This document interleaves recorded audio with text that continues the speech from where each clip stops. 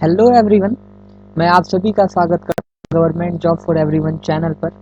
तो आज हम इस वीडियो में जानेंगे कि अगर आप इंटेलिजेंस ब्यूरो का फॉर्म भर रहे हैं जिसमें एमटीएस और एसएएस का फॉर्म है, अगर आपको उसके लिए ऑनलाइन अप्लाई करना है तो कैसे करेंगे, क्या क्या आपको प्रिकॉशन लेना है उसे भरने टाइम, और फी पेमेंट कैसे करते हैं, कितने सारे डिटेल्स भरने होंगे, क्या क्या ज़रूरी डिटेल्स जो आपके पास होना ज़रूरी है, किन किन डॉक्यूमेंट्स का जो है लेटर ऑन स्टेज पे आपको ज़रूरत पड़ सकता है।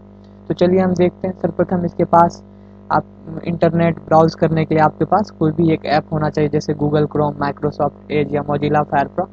ऑल्दो हमने इसके नोटिफिकेशन को जहाँ तक पढ़ा उसके तहत आपके पास मिनिमम या तो गूगल क्रोम होना चाहिए, या तो माइक्रोसॉफ्ट एज होना चाहिए, या फिर क्या कहते हैं मोजिला फायरफॉक्स होना चाहिए। तो चलिए हम गूगल क्रोम ओपन करते हैं।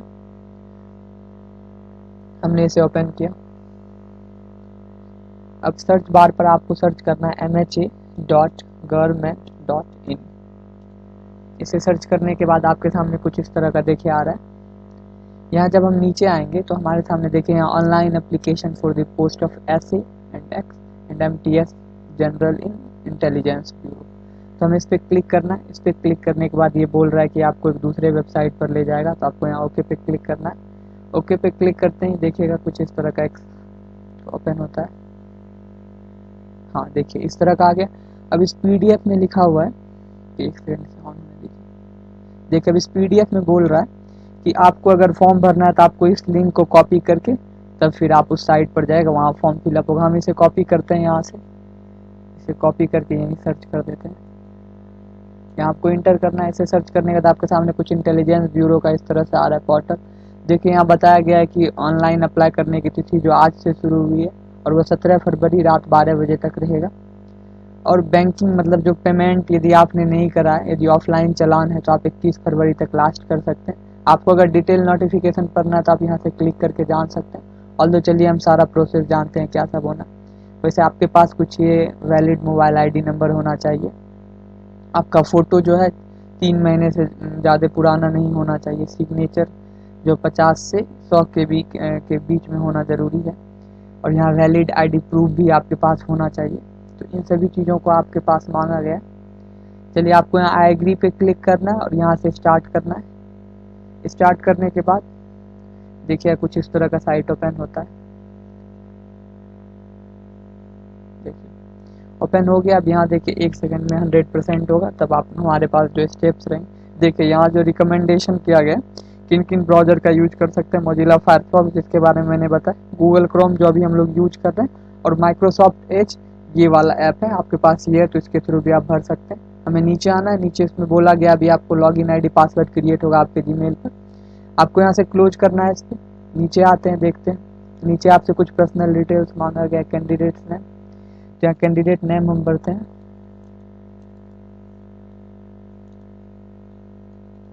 याद रखें सारा डिटेल सही है, क्योंकि कुछ भी गलत डिटेल होने पर लेटर ऑन प्रॉब्लम होगा, फिर आपको एडिट विंडो का वेट करना पड़ेगा। यहाँ सारा डिटेल 2 बार मांगा गया है ताकि आप गलती ना करें।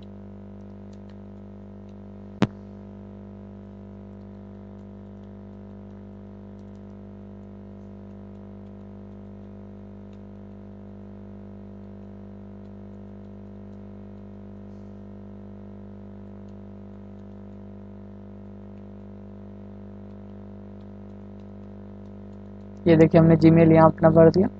यहाँ फिजिकली हैंडीकैप्ड है तो आपको यस करना है, नहीं है तो नो करना है। चलिए यहाँ भी हमने नो किया। उसके बाद आपके पास किस स्टेट का डोमिसाइल है आपको उस पर क्लिक करना है। जिस भी स्टेट का यूनियन टेरिटरी का आपके पास उसका क्लिक करें। तो जिस हिसाब से आप सेलेक्ट करेंगे उस हिसाब से आपका हेडक्वार्टर जो आईबी का जहाँ होता है उसका ऑप्शन आएगा। तो बिहार का जैसे पटना है तो वो आ गया। अब आपको अपना कैटेगरीज में से चूज कर लेना है जो भी है, general, EWS, SC, ST, OBC जो भी है। उसके बाद आप किस पोस्ट के लिए अप्लाई कर रहे हैं, सिक्योरिटी असिस्टेंट ऑब्लिक एग्जीक्यूटिव के लिए या मल्टीटास्किंग स्टाफ जनरल के लिए। तो अगर आप दोनों के लिए कर रहे हैं तो आपको बोथ पे क्लिक करना है। और नीचे आने का देखिए पोस्ट कोड 3 आ गया। आप किसी एक के लिए करना चाहते हैं तो उस पार्टिकुलर को आप क्लिक करेंगे।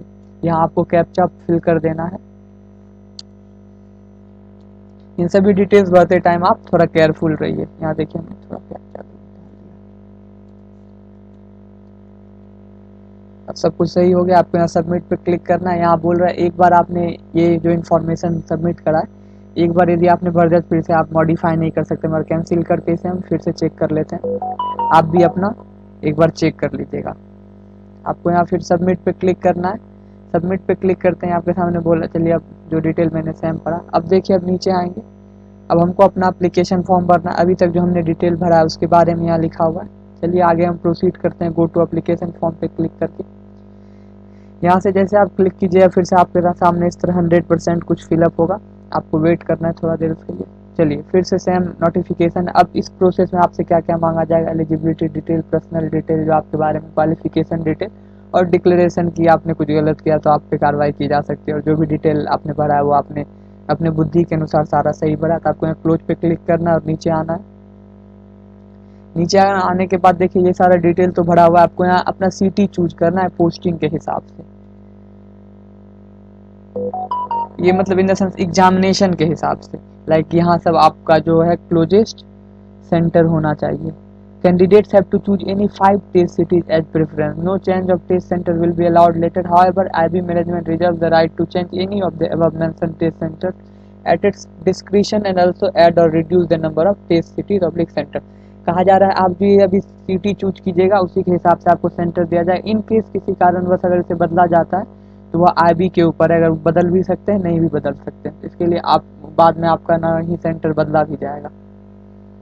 अगर आप सपोज करें आपने अभी कुछ XYZ चुना, आप चाह रहे नहीं इसे बदल कर YXZ कर दिया जाए, तो ये संभव नहीं है।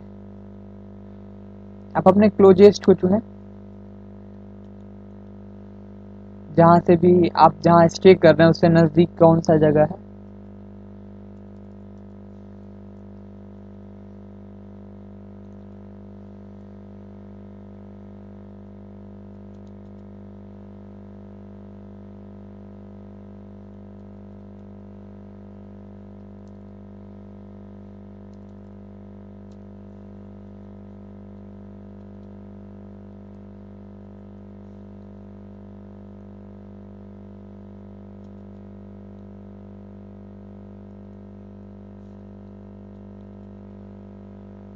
चलिए हमने 5 सेंटर चुन लिया अपने डिस्टेंस के हिसाब से। आपको भी इसी तरह अपने जो है क्लोजेस्ट एरिया को चुनना है। उसके बाद आपको यहाँ जेंडर सेलेक्ट करना है, जो भी आपका मेल फीमेल ट्रांसजेंडर। उसके बाद आपको अपना डेट ऑफ बर्थ यहाँ से कैलेंडर से चूज करना है, जो भी आपका डेट ऑफ बर्थ है, जैसे जो भी ईयर है आप उस तरह से सेलेक्ट करें इसे अपना।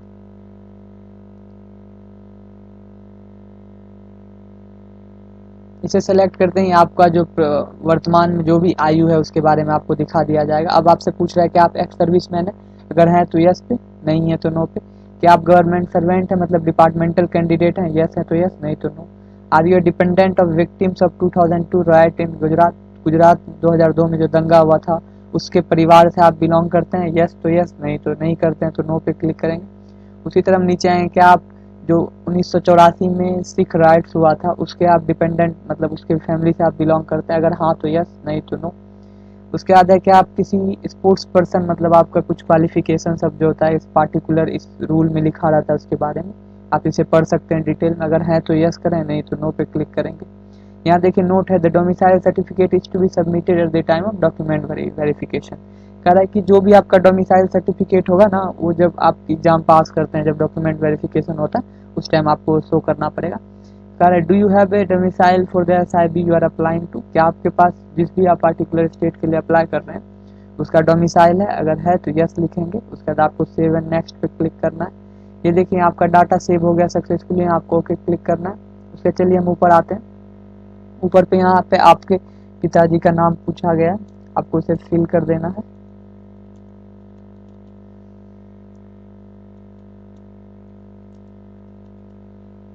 मैरिटल स्टेटस, क्या आप शादीशुदा हैं या नहीं है, डाइवोर्स्ड हैं, कुछ सारे जितने भी ऑप्शन अगर आप उनमें से जो है आपको सेलेक्ट कर लेना। आपका यहाँ डिटेल आपको दिख रहा है, आपको यहाँ अपना फिर एड्रेस चूज करना है, प्रेजेंट एड्रेस क्या है आपका।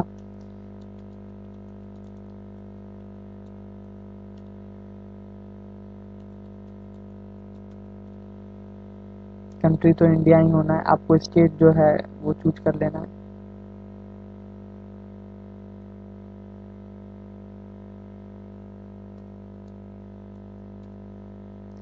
ये पूछ रहे हैं कि आपका परमानेंट और प्रेजेंट एड्रेस सेम है, तो आपको यहाँ यस है तो यस, नो तो नो। अगर यस रहेगा तो सेम डिटेल यहाँ फिल होगा, आपका फिर परमानेंट डिटेल आपको यहाँ भरना है।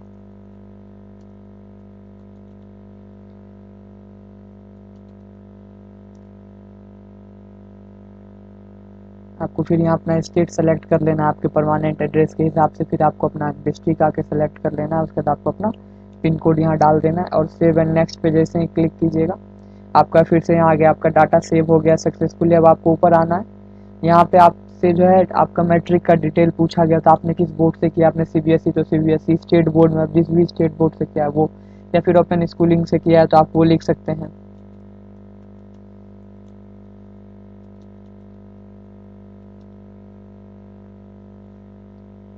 आपने जो जो 10th में आपने सब्जेक्ट ले रखा था उन सभी के बारे में आपको दिखाना है।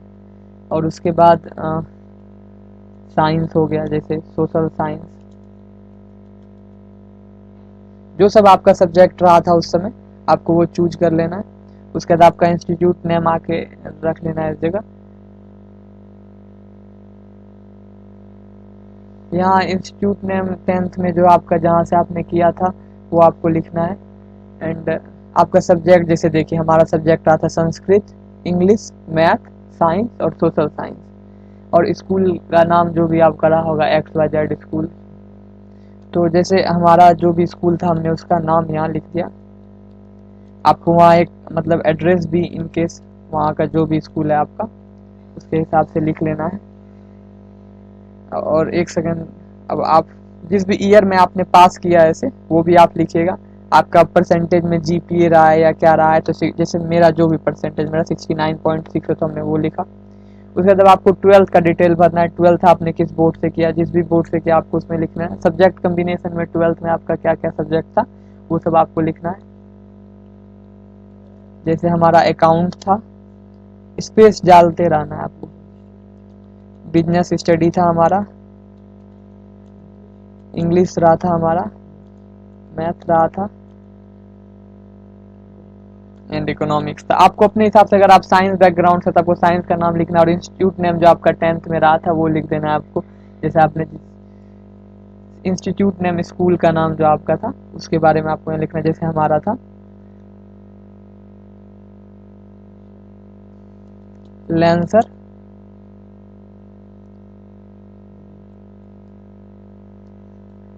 सर्वोदय, जैसे हमारे स्कूल का नाम था सर्वोदय विद्यालय लेंसर रोड। आपको अपना जिस भी साल आपने पास करा आपको वो लिख देना है। और आपका जो यहाँ जो भी परसेंटेज रहा था आपको वहाँ ये फिल करना है 69.4, ये हमारा परसेंटेज था। अब आपको एडिशनल क्वालिफिकेशन अगर आपने आपने करा है अभी तो वो आपको फिल करना है, नहीं किया तो उसके लिए कोई दिक्कत नहीं है। जैसे अभी हमारा हाँ, जो है यहाँ ग्रेजुएशन आपने कर रखा है तो आपको उसका डिटेल फिल कर सकते हैं, नहीं भी कर सकते, इससे कोई भी फर्क नहीं पड़ता है। आपको अपना प्रोफिशिएंट लैंग्वेज, देखिए बिहार का लोकल लैंग्वेज हिंदी है तो आपको उसमें प्रोफिशिएंट होना जरूरी है। क्या आपके पास इंटेलिजेंस वर्क को लेकर एक्सपीरियंस है? यस तो यस, नो तो नो। अगर आप यस कीजिएगा तो आपसे यहाँ डिटेल मांगा जाएगा, इसलिए आपके पास है तो आप भर सकते हैं डिटेल। यहाँ सेव एंड नेक्स्ट पे करना। अब यहाँ ऑप्शन आ गया आपको, यहाँ डाटा हमारा जो पिछला सेव हो गया सक्सेसफुली। अब हमको देखिए अब हमारे फॉर्म का दाम 500 आ गया। देखिए जहाँ तक कि हमने डिटेल में देखा है इसे कि हर जगह कहीं कहीं हमने देखा लड़कियों का फॉर्म जो 50 रुपये बता रहे थे और SC ST का भी 50 और बाकी जनरल OBC WS का 5 450। तो बट हम आपको बता दें कि ऐसा नहीं है। देखिए ये जो 450 रुपये रिक्रूटमेंट फी है वो तो सभी से लिया जाएगा चाहे आप किसी भी कैटेगरी से आ रहे हैं। प्लस अगर आप जनरल OBC और EWS है तो आपसे 50 रुपये ज़्यादा लिए जाएंगे एग्जामिनेशन फी।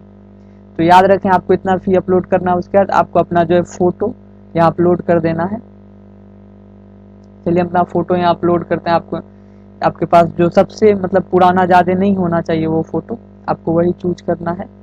जैसे हमने अपना एक फोटो चूज किया है, यहाँ देखिए हमारा ये फोटो अपलोडेड सक्सेसफुली हो गया। आपको यहाँ क्लोज पे क्लिक करना है।